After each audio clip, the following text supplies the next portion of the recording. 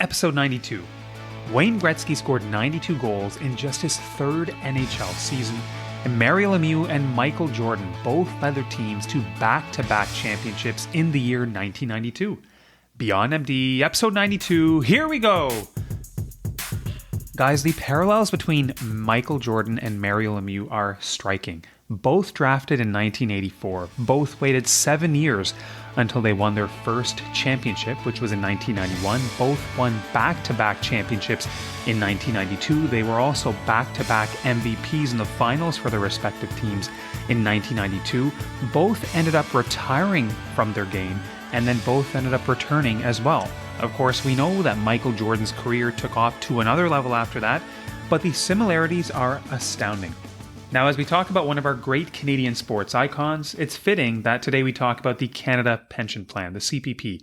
This is my second episode on this topic. For an episode covering the relevance of CPP for small business owners, I encourage you to revisit my episode with Aravind Sithamparapillai, which was aired in December 2024. So for those of you who are wondering, the CPP, how has it operated and how well has it done? While the Global Sovereign Wealth Fund just ranked the CPP as the number 2 performing pension in the world after only Sweden, since 2015, the CPP's annualized average return has been 9.2%, and the fund now sits at just over $714 billion. So the main goals of today's episode are to understand what is the CPP, what are its key advantages, and how does it work, especially the enhancements. And assuming that we contribute to CPP to our maximum ability, what can we expect to get out of this plan down the road? To help me tackle all this, I welcome Jason Yee, who is an engineer and financial analyst who provides Canada Pension Plan calculation services. Jason has a knack for simplifying complex topics, and he is known for creating animated CPP videos and educational content with innovative visuals. Guys, I do apologize for my congestion in this episode. I was somewhat ill, but I think we can get through it. And with that, please enjoy my conversation with Jason Yee. So, Jason, I want to formally welcome you back to Beyond MD and for round 2. Sorry for putting you through this twice, but I'm really happy you're here with me today. No problem, my pleasure. And you are in Saskatoon, so sunny Saskatoon, and how has it been over there? Is it living up to its name? It's been sunny and windy, which, that lives up to our reputation. Jason, I think you have an interesting background because you weren't always in the financial space. Why don't you just tell us about what you do today, but then how you got there?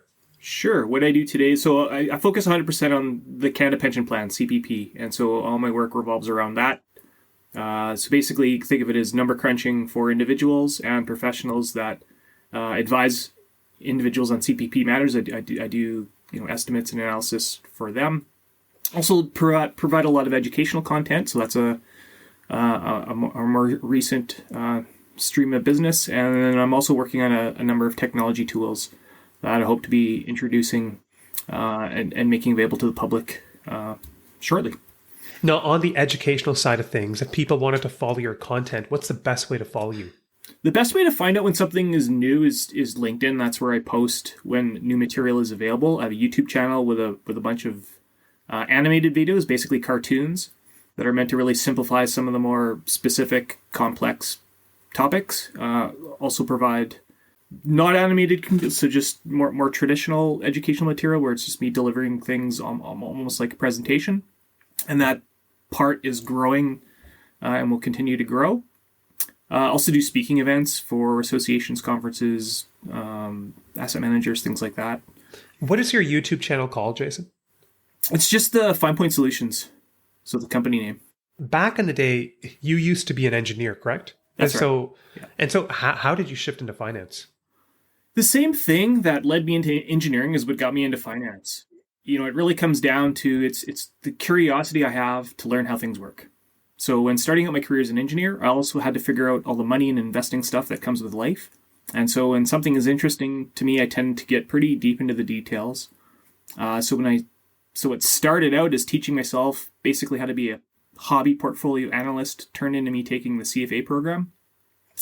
When I started the CFA program, it really was more out of personal interest. But then when my time in northern Alberta in the oil sands came to an end, I decided to pursue work in the financial space rather than looking for another conventional engineering role. And that's what led me into the financial planning world.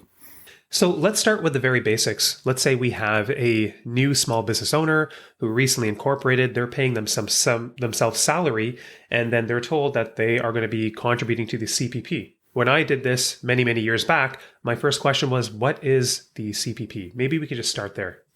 The best way to think about the CPP is I'm going to go national, I guess, for a second. The government has what's called three-pillar framework for retirement income. And so the government basically decides that there are programs that we want to have in place that help people, eliminate poverty and help people, have money when they're no longer able to work. And the CPP is one element in what's referred to as a three-pillar framework. And the three pillars are the CPP and OAS, pillar number one. Pillar number two is basically employer-sponsored programs. So, any of the pensions, whether they're defined benefit pensions or just RRSP, savings plans, programs sponsored by employers. And then the third pillar is your own personal savings. So what the CPP is meant to do is be one element in an overall system that, has individual objectives and goals, but together they also have a unified objective and goal. What are the key features or the key risk mitigating features of CPP? And these are things that I think people could think about when they're deciding, well, do I pay myself salary and do I want to be contributing to the CPP? Because I think these key features are maybe not talked about enough. Sure. And, and I'll kind of relate things back to that three-pillar framework. I'll kind of maybe take a step back and just review the purpose of the CPP. The purpose of the CPP, and this goes back to one of the original founding statements. The purpose of the CPP is to make reasonable minimum levels of income available at normal retirement ages.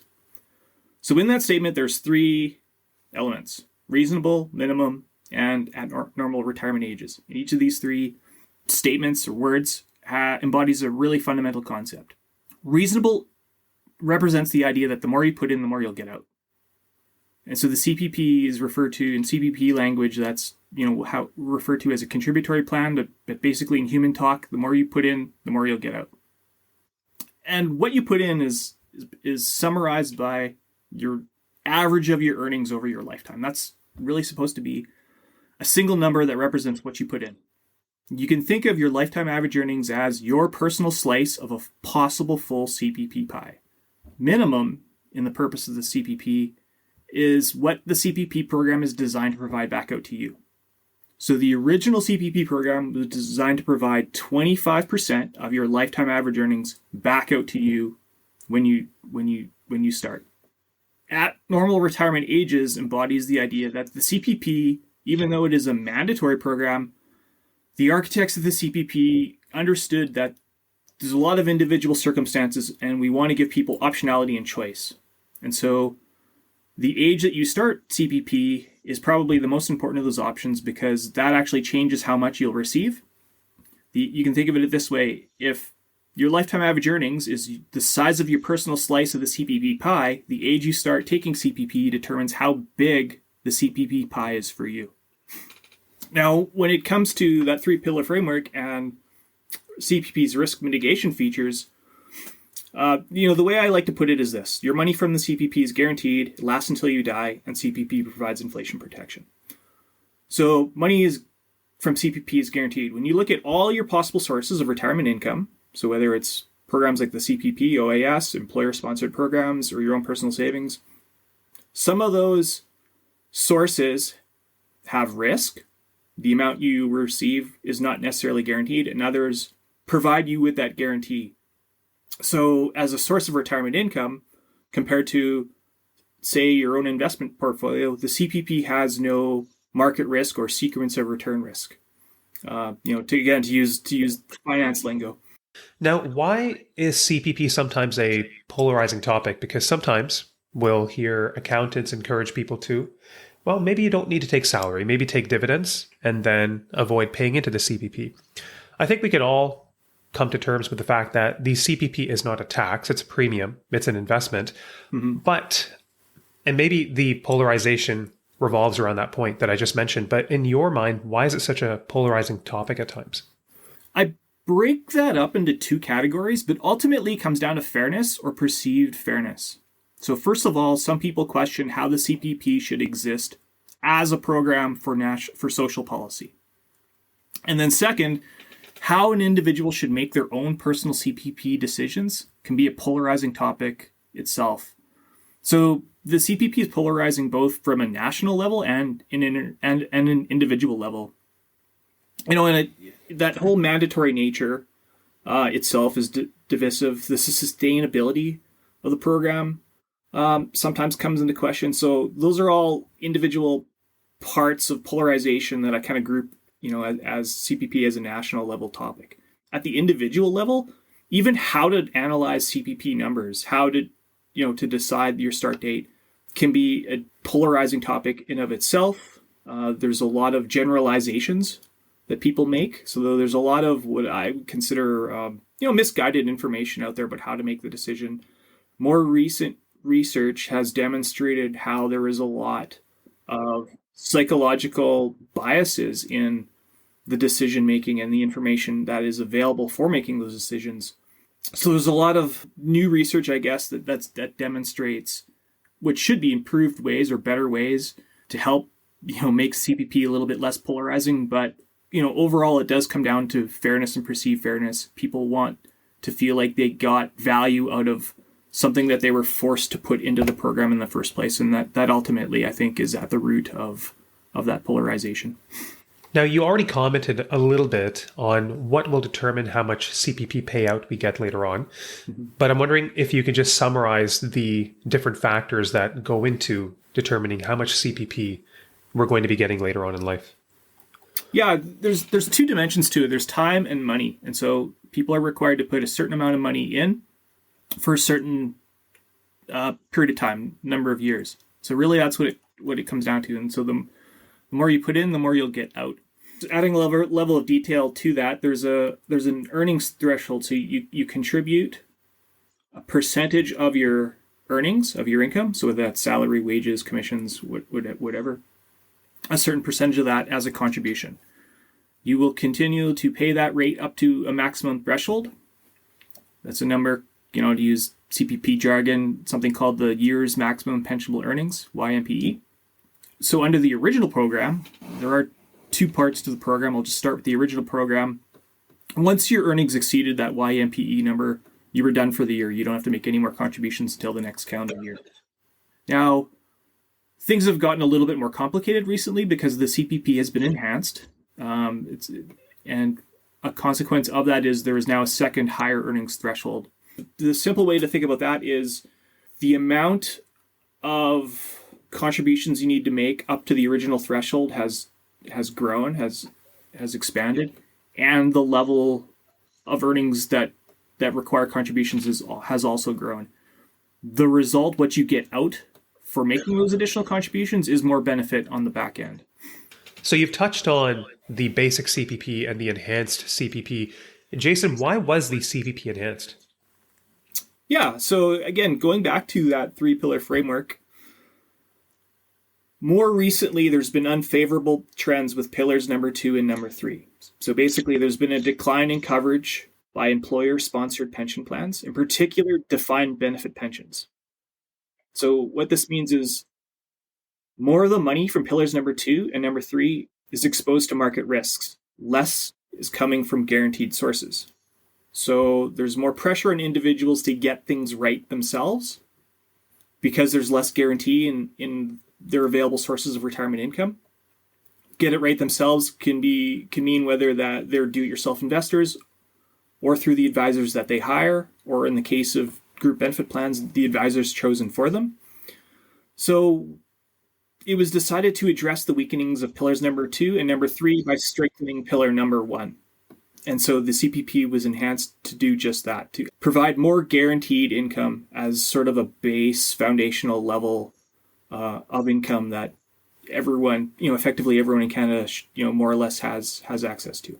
Now, if we take the basic CPP and then the first and second enhancements, this next part, I don't want people to get locked up in the numbers per se. Let's try to keep this as simple as possible. But when we account for the first and second enhancements, what are the contribution rates and the contribution amounts right now for somebody who would be contributing the maximum amount into CPP today? Okay, start with contribution rates. So first of all, there's an employee's portion and an employer's portion. Yeah. And they're both equal. You can think of it a lot like your employer-sponsored programs where you put in some and your employer makes a fully matched 100%. So the original program, the base CPP, the employee put in 4.95%, and their employer matched them 4.95%. So what that means for self-employed individuals is they have to put in both parts, the employee's part and the employer's part. For incorporated business owners, the employee on their tax return pays, accounts for the employee's part, but it's their company that pays the employer's portion. And so again, for the base CPP or the original program, the employee's portion or the first half is 4.95%. For the first additional CPP, it's an additional 1% employee's portion, and then on top of that, the employer makes a fully matched 1%. So what that additional 1% buys you is it buys you more what's called the earnings replacement rate. I'm not sure if I mentioned that part before. So what the CPP is designed to provide back out to you is a certain proportion, a certain earnings replacement rate is what it's called, a certain amount of your lifetime average earnings. So the original program was designed to provide you with 25% of your average lifetime earnings back out. What the enhanced CPP does is that's increasing from 25% to 33.33%. So for the first additional CPP, which requires contributions up to the original earnings threshold, the 1% that the employee has to put in, what that buys you is another 8.33% earnings replacement on top of the 25%. What the second additional CPP does, the second part of the enhancement, is it requires contributions between the old earnings threshold and the new higher earnings threshold. And the contribution rate for that is 4% paid by the employee and then another 4% paid for by the employer. And so together, the earnings replacement rate for the second additional CPP is the full 33.33 on your earnings between the old threshold and the new higher threshold. There may be some years for some of us when income is a bit lumpy or maybe even non-existent. So let's say someone goes on maternity leave or paternity leave, or somebody's on sabbatical. I understand that there are certain years that can be dropped out when we're calculating our average income. Can you talk to us about what we need to know here and how this can help us in terms of smoothing out that average income for CPP calculations? So CPP is like two elements, two dimensions, time and money. And to contribute the maximum, to get the full benefit out, you're required to contribute on earnings to a particular maximum. That's the money side for a certain number of years. That's the time side. And the CPP recognizes that everyone's going to have interruptions throughout the course of their life. They might be out of work for a variety of different reasons, laid off, health reasons, whatever. And so everyone's given forgiveness for a variety of reasons, and that's built into the program. And so everyone is allowed to drop out 17% of their lowest earning years for the base CPP, and that's for that original program, 17%. Things get a little bit more complicated for the enhanced CPP. The rules changed a little bit. There are other reasons. So you mentioned child raising. The CPP also acknowledges that caregivers of children might also experience low earning years or possibly even no earning years. So there's something called the child raising dropout. And again, the child raising dropout applies only to the base CPP, not the enhanced. And it allows you to drop out additional years between a child's year of birth and up to their 7th birthday. Oh, interesting. Okay. Now, the enhanced CPP works a little bit differently. So what it does is rather than lets you drop out years, for the child raising, for example, what it does is it calculates pretend income, and it will replace low income with the pretend income if the pretend income happens to be higher. And so where does this pretend income comes from? It's the 5 years, your earnings in the 5 years leading up to the year of the birth of a child. So basically, this is where some of the planning can come in, is if you know you're having a child and you have any control over your income, it makes sense to have as much income in the 5 years prior to the birth of a child, because that's what's going to go into calculating what's called imputed income or the pretend income that will be basically replace any zero earning years or any income that's actual income that's lower for those 7 years. Now, in my reading, I also came across one term called the maximum pensionable earnings average, the MPEA. Is this something that's important for us to know about? Yeah, that's part of the inflation protection. So I'll back up. There are two inflations with the CPP, wage inflation and price inflation. And so the MPEA is a number that's used to index your starting amount, your starting CPP amount by wage inflation. So think of it this way.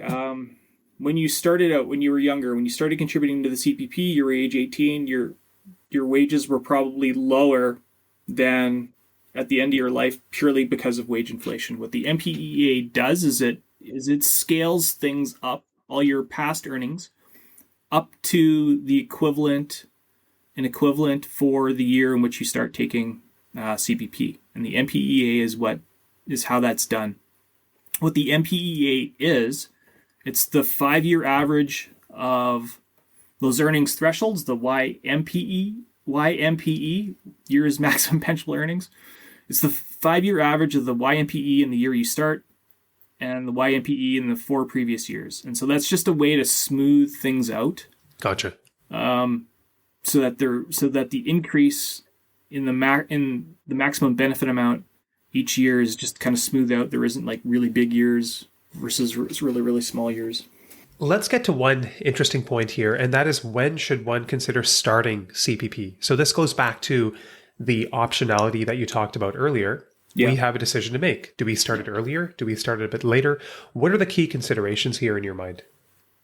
Yeah, so first of all, the CPP provides a maximum benefit for those who start at age 70, but you can choose to take it earlier with reduced payments, basically. So you can start earlier, but if you do that, you'll get less money, or you can get more money if you start later. So before getting into numbers, the key considerations really are, in my opinion, going back to those risk reduction factors. How much of those risk reduction factors do you want? How much inflation protection do you want in your retirement income? How much do you want your retirement income to be guaranteed with no market risk? And considering longevity, for people that want to prioritize fear of their money running out, that's a reason to want to delay starting CPP, taking it later, because that's how you can get a larger amount that will last until you die. Beyond the numbers, it's, can you afford to delay? Do you have other sources of retirement income that you can use while you're delaying the start of the CPP? And so we'll always break things up into those. It's the before the numbers considerations and then the after numbers, considering the numbers considerations. I like that summary, and it's also really helpful to see how other people like yourself think through this question, because it's a common one. Now, maybe if we can just go through a couple scenarios, and sure. Let's assume that for both scenarios, the doctors are contributing the maximum amount. The first one I had was for a more senior physician who was maybe born in 1970.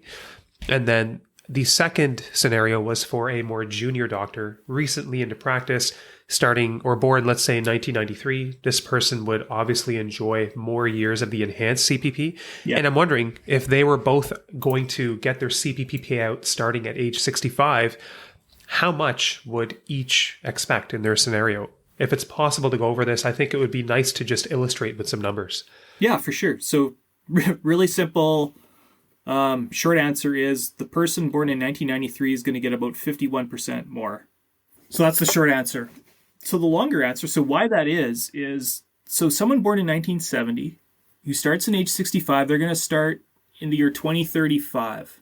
The enhanced CPP started in 2019. So for the first additional CPP, the first part of the enhancement, they're going to contribute into the enhancement for 16 out of 40 years. For the enhanced CPP, it's going to take 40 years to sort of transition.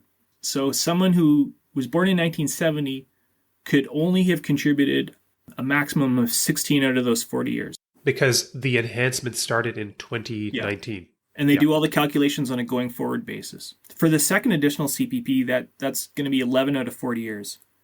So if you contrast that with the individual who's born in 1993, they're going to start CPP, if they start at age 65 in the year 2058, so for the first additional CPP, they will have contributed 49 out of the 30 years. Out of the 40 years. 39 out of the 40 years. So almost the full time.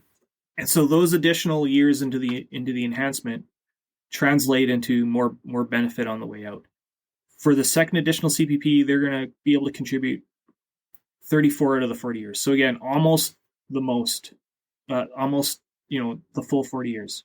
So by numbers, I was estimating the person born in 1970, the older person, who starts age CPP at age 65 in 2035, estimated their total benefit amount to be just under $2,200 a month, or just over $26,000 per year.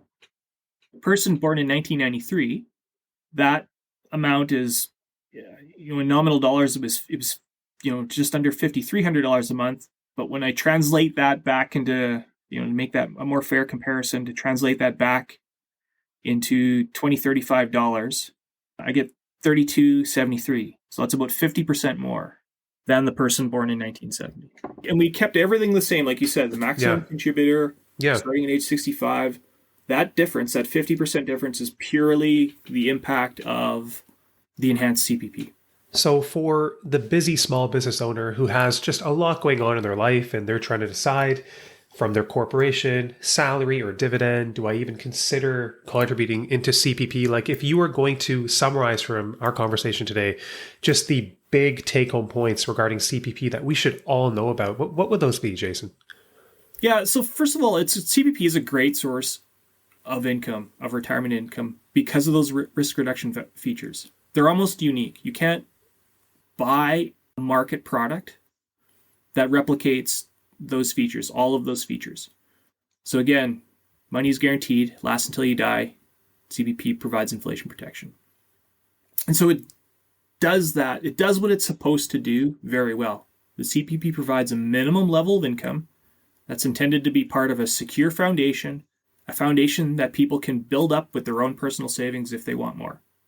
It's also a better deal than most people realize because of the tax credits and deductions that CPP contributions are eligible for. And this is something particularly true for business owners that's often overlooked. And then for business owners, you can also consider that they have more control about, over how much they receive in income and whether or not they're contributing to the CPP program in the first place. And that's the whole salary versus dividends conversation. And so because they have control over their income and can control how much they participate into the CPP program, they can really optimize how much they put in relative to how much they get out. And so if they're really on top of the numbers and the timing, those incorporated business owners really have that opportunity that traditionally employed people just simply don't have. Jason, any final thoughts on anything CPP related that we've missed on today or that you just wanted to share? When you think about the CPP, always remember that money from the CPP is more than just that dollar amount alone. It's a dollar amount with those three special features. And each of those special features has a value on its own, even though that value is hard to see or quantify. Money from CPP is guaranteed to last until you die. CPP provides inflation protection. It's hard to strip out a value for each of those things on its own and say, that's worth this to you. But don't forget that those features are there and they are providing some value. When it comes time to make your CPP decisions, I also think it's really important that you consider CPP together with all your other sources of retirement income rather than looking at the CPP in isolation, making a CPP decision based on that, just on CPP numbers alone. Using the CPP holistically with your other sources of income is how you can get the most out of all your retirement income assets. And that's really important. That's how you're really able to again, optimize and get the most value out of everything working together. And Jason, is there anything that you wanted to share about yourself before we wrap things up? This is really something that's, I really enjoy crunching CPP numbers and figuring out these kinds of things for individuals. So I just, I encourage you, if you have CPP, you want CPP number crunching done or have CPP questions, feel free to reach out to me. Got lots of new stuff in the pipeline coming out this year, so stay tuned for that. Lots of real exciting educational content and technology tools that I'll be hoping to introduce very, very shortly. That's amazing, Jason. And I have to thank you because you were the first one to reach out to me regarding CPP. We started chatting on LinkedIn, and until we had connected, I really wasn't thinking much about it. So you got me thinking about it, and you made it a topic of learning for me. So I want to thank you for that.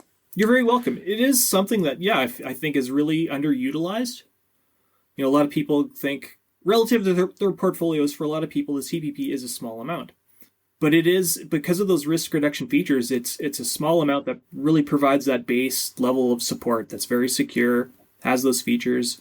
So that is something that can be built off of in really creative ways when people are doing their own financial planning, again, for their own personal situation.